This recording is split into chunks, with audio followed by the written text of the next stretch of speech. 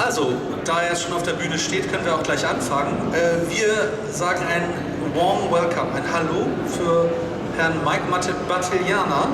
Und mir wurde aufgetragen, hier steht Amiga. Seit 2019 arbeitet er für Amiga und er möchte uns eine Präsentation präsentieren und präsentiert seine Ratte. Bitte schön, ich wünsche dir viel Spaß. Vielen Dank. Bitte gerne. Präsentation war jetzt auf Englisch oder Deutsch? Ich glaube auf Englisch, oder? Yes. Hi. This is a special rat. Who just said there are no rats left in Alberta. This is true. Stephen Soli gave me this Amiga rat. It's a Ikea rat, of course, as a symbol of whatever friendship. Now my children usually play with this. I took it away from them to bring it here, just as a fun. I think we have 20-25 minutes. I will only keep 10 minutes for a short update, and then we can cover all your questions, because I know these have been difficult times and there are many questions. I'm not running away. I'm here even if most of the announcement probably can be made only after all the challenges and the inherited legal issues are resolved. It's beautiful to be here for several reasons. After many years of pandemic, a big event at last. Amiga friendship, positivity, not the online negativity of echo chambers in forums and so on, where sometimes you wake up and you feel bad. And also I want to say a big thank you, because especially in difficult times you see who your friends are, and a lot of people really did incredible things to support our effort and to help over the last few years. So a big thank you to all Amiga friends. So Amiga is many different things to many people. It's hard to define. I'm not going to try to define it. Amiga goes on even after many decades, after voids, after doubts, after challenges, which we are slowly working to completely resolve. And for example, for me, Amiga was about beauty. When I was a developer, I was young. We had the beauty of youth, but we didn't see that. We saw the beauty of Amiga, which was even more strong for us. So we spent a lot of time, and now we are here 37 years later and still doing Amiga things. For some people it's hardware, for some it's software, for some it's Commodore, for some it's the Silicon Valley startup. So there are really many Amiga identities. I'll tell you what Amiga, which is the company which took over the assets of Amiga Inc. in 2019, is doing now and can do now with the limitations of the current situation. So, the rat is here, that's why the rat was here. Ratty likes to travel. You may have seen the A500 Mini. First of all, it's not true. There's this rumor that they couldn't call it Amiga Mini. It was a choice by our partner, the distributors and the manufacturers. But as long as there's compliance with the terms of the 2009 settlement agreement, if it's a game-only device that doesn't expose the user interface, you can call it an Amiga. That would not be a problem, just to sort out some fake news that came out. This is a little miracle, because it's bringing Amiga to hundreds of thousands of new people, even if it's Amiga as a gaming experience, again, a different Amiga identity, to hundreds of thousands of users in spite of logistical challenges, supply chain challenge, legal challenges, chip components shortages. Shipping a container from China to Europe used to cost $1,000, and now it rocketed to $20,000. You had suppliers telling you, okay, this component is a few 10 cents, and now the price then is, the week before you have to start manufacturing, it's 10 times or 20 times the price. Many developers, hardware developers here know this all too well. Then you have the pandemic. Before, China was a great place where you could travel to China over the weekend, go to the factory on Monday, start discussions with the factory with all the drawings and everything technical that was needed. And by Thursday, the factory had something ready for you to discuss and approve and refine. And so in 1 week, you could do things that in Europe used to take several months. So you don't just do China because of low costs, you also do China because there's this integration and speed of execution. Now this execution speed is gone now. Now you have to go to China, you spend 2 weeks in quarantine in the other part of the country, and then you can maybe go visit the place you were going to visit. So a lot of disruptions happened, and the fact that this was produced and delivered in spite of everything, for me is something I greatly admire our partners for pushing on, because margins are close to zero, yet still it's here, and it's here in good quantities and everywhere, from Amazon to retailers. There's another one on the back. There were some rumors recently. So this is today's announcement. We're going to do it at the same time. Amiga entered into an agreement with Blaze Entertainment, so there will be Amiga games on these consoles, from handheld consoles that have a display integrated to devices that can be attached to a television.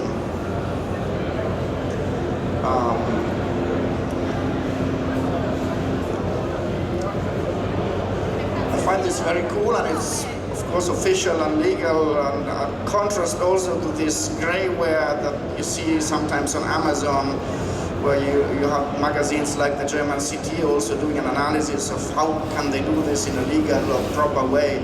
So it's a high quality product, again, a testament to the fact that you can produce things in mass quantities in good quality in spite of the difficult times.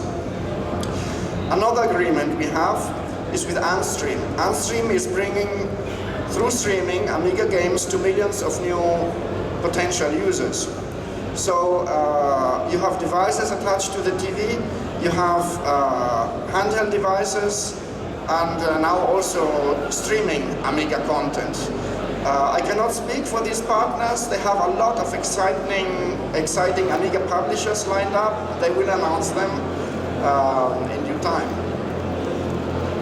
So we mentioned pandemic, supply chain issues, component shortages, and of course the unspoken is the legal issues which we inherited and which have sort of plagued Amiga for at least 15 years now. It's a situation that Amiga inherited and which remains my #1 priority to resolve. There are many things that have been resolved, but they can only be combined together maybe after the main things are cleared up. You saw me speak also with Ben over these events. I spent several hours. We keep trying. I went to Belgium several times. I'm not going to go more into this, but we really are working to try and resolve things. So it's strange. We can do consoles, we can do streaming, we can do iOS, we can do Steam, we can do Raspberry Pi, we can do Xbox, but we cannot maybe put what some people would like to put Amiga OS 3.2 in the hands of millions of users, or put Amiga OS 4 in the hands of millions of users. That is something that it is as it is. We do what we can, and like in poetry, you have to do something beautiful with some rules which have been set. So hopefully maybe next time here we'll announce something different, but as you see, we work hard to do what is possible given the current constraints. And if we touch the lives of millions of users, new ones, keeping Amiga interest alive, I think that's something interesting. Yeah, it's really fun. We can make an Amiga car, but not an Amiga computer right now. We can do a self-driving Amiga car, and I have an Amiga friend who is in a supercar company, and we joke about that sometimes. And or at least we couldn't do an Amiga that has Amiga OS on it right now. But you could call it an Amiga and maybe run a workbench, but without the Amiga OS architecture. So too much rules for a nice poem, but we're working on it. So if you have questions, then just ask me. So even Amiga.com, it seems empty. Now we'll see, for a reason, again, for those difficult situations I mentioned. But under the hood, I don't know if many of you noticed that for several years, the old pages, they are still working.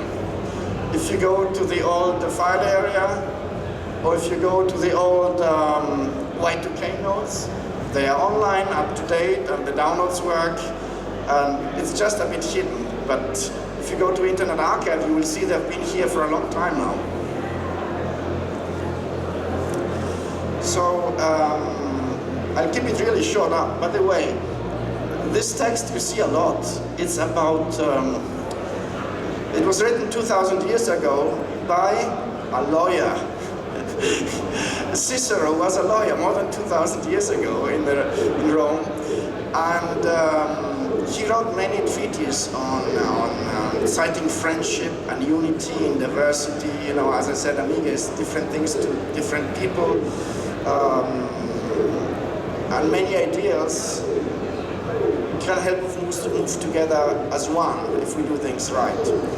And so just like the Americans took the pluribus unum from similar contexts, this seemed fitting, especially in the moment of adversity. You know, I mentioned some agreements under the hood that took place. For example, one was completed in October after 8 months of negotiations since February, but I am not free to talk about it yet because it's connected to something else. So there are things that are taking a lot of work and that are being done that hopefully will all result in something we all want. In my personal life, as you know, there were several milestones. In the 80s, I was an Amiga developer. I was buying my Amigas in Germany because they were half the price from Italy. I'm in the northeast near Slovenia. So I went to Munich, you know, my books were from Hugendubel, or I went to the Filgerma and all these stores that had the fish discs, and I was always there. And my big expense, the first big expense was the SAS-C compiler, the Addison Wesley books and the Bantam book, and so from day one I was hooked. Then the other milestone was after all the Amiga was falling apart, and it was a good Amiga for us, you know. Remember, our software was bundled with every computer sold. Coanto, as a developer. I entered into the licensing agreement with Gateway for the legal and official emulation. That was a continuation of a good relationship, which evolved in 2011, 2012, and then when the legal challenges again became more difficult, we found each other on the same side with Amiga, and acquisition talks started. And that's how, after multiple rounds of voting by the shareholders, and it was tiring, at the end they re-elected Bill McEwen just as a secretary to help with the signatures, because it was difficult to get everyone to vote for different things. So that was the last milestone, 2019. Now we have some targets up to 2024, but the biggest target is to resolve the legal situation right now. So I think I'm done with the few things I could say. Few things, but some of these will touch the lives of a lot of people. And if you have questions, feel free to ask. We have about, we have some 10 minutes left. Thank you.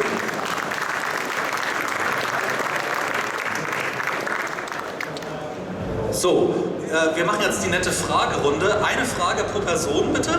Und gibt es jemand, der was fragen möchte? Ah, wunderbar. Ich versuche mal runterzukommen, ohne auszusehen wie 80, bitte. Thank you, Mike. My question is, what is your vision for Amiga? My vision? The vision also depends on what you can do. You have to adapt sometimes. I would love to bring reconciliation and healing. For example, on the 3X front, to have a good solution that replaces some that are in a gray area now. I cannot say more. I cannot say more about open source because I'm going to touch difficult topics, but I think an open source branch would be appropriate. That has been my public position for years now.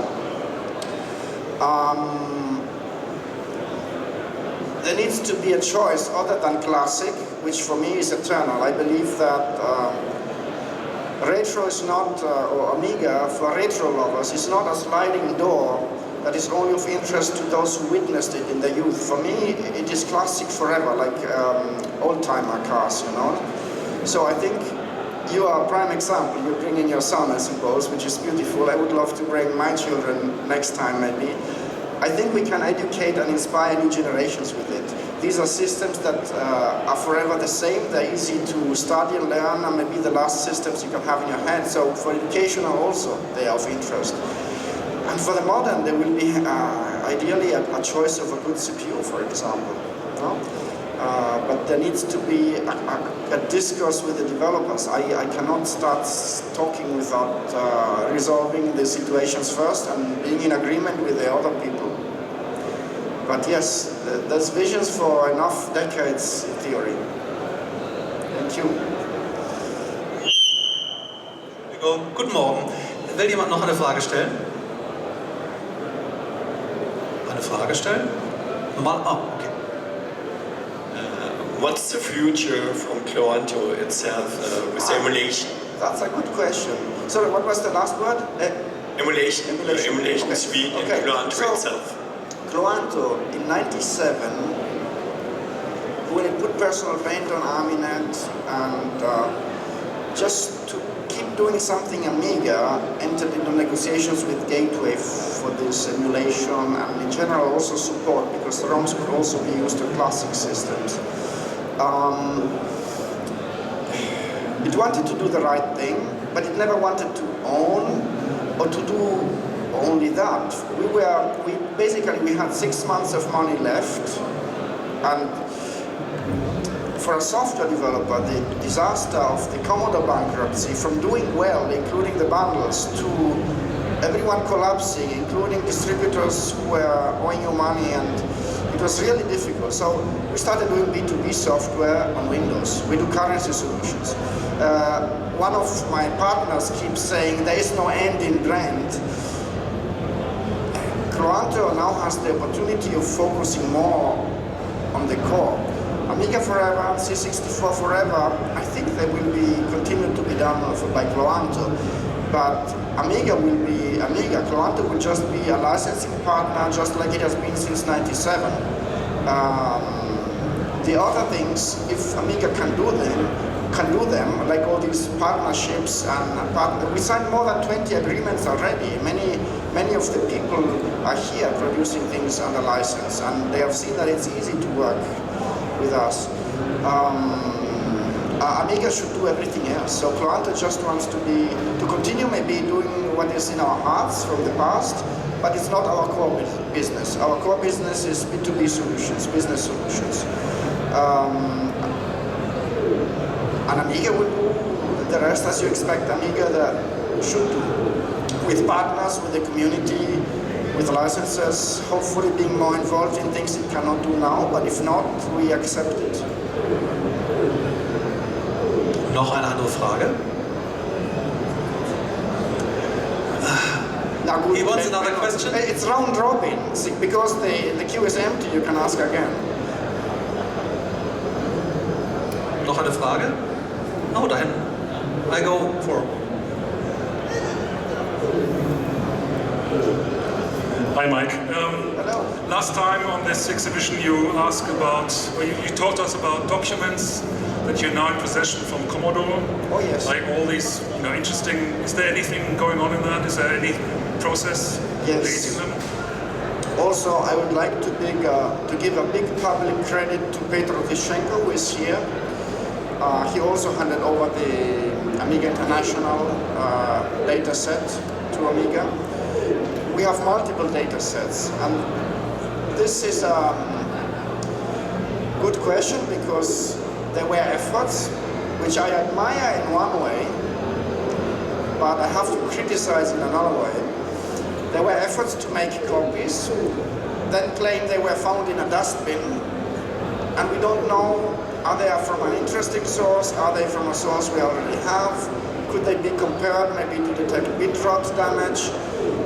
I would like to invite all people who maybe brought home copies to open a conversation without fear or without with long-term thoughts. For example, already now we have an agreement with Stanford Libraries. Researchers can go there and have access to things that maybe cannot yet be offered for download. However, there are institutions, also the Computer History Museum, the German National Library has an agreement with us. So in the long term, things should be properly preserved and structured and cleaned up. Again, remember there are personal files in user areas. The great care and respect should be taken for these.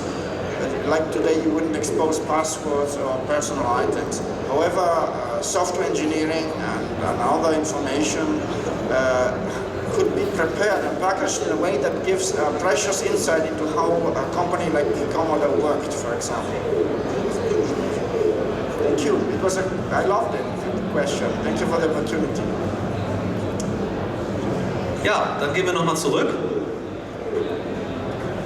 Nicht nochmal ein Wake-up-Call hier. Okay, one more question. Yeah.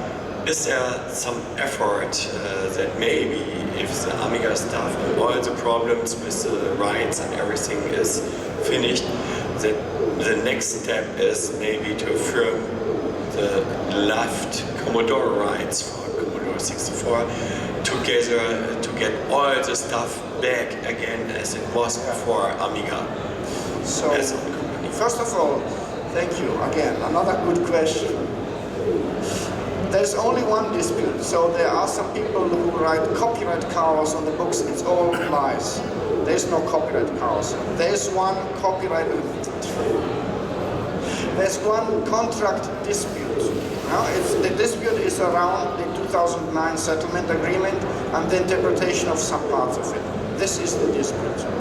Copyright has always been properly documented. Anyone could go to the Library of Congress in Washington or research it online and see the full chain of title.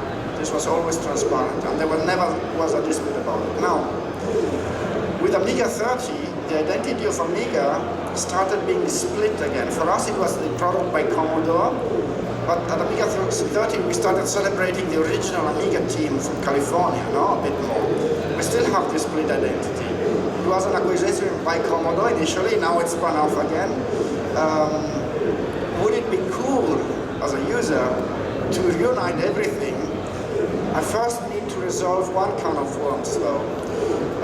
There's been so much grabbing going on at Commodore. I'm around, people, just because you can't fight for trademarks online, who did? Multiple and competing entities. I'm glad we are not involved in that. However, yes, I believe there are overlaps. Also because, for example, the copyrights went one way. From ESCOM they went to Gateway. Only the Chicolips and the Commodore logo went to Tulip. So it would be certainly interesting to engage in talks, but I think everyone is waiting and to see how our legal case goes. Thank you. So I think it was the last question. No? So, no more questions, because we're out of time. Ich hoffe, war ein interessantes Panel. Wir sagen thank you, Mike. Danke. Vielen Dank. Und wir müssen, Mike, we have to thank you a lot, because you even wrote Mönchengladbach correctly, which is a difficult word in German. I learned that everybody here says Gladbach, even the locals don't say Yeah. Mönchengladbach, no?